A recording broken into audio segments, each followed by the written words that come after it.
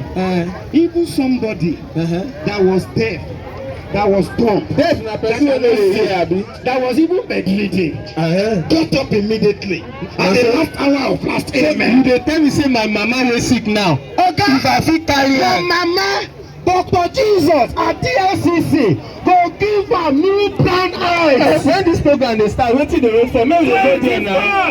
21st of December. 21st na which day? 22nd of December. 23rd of December. 24th of December. 25th of December.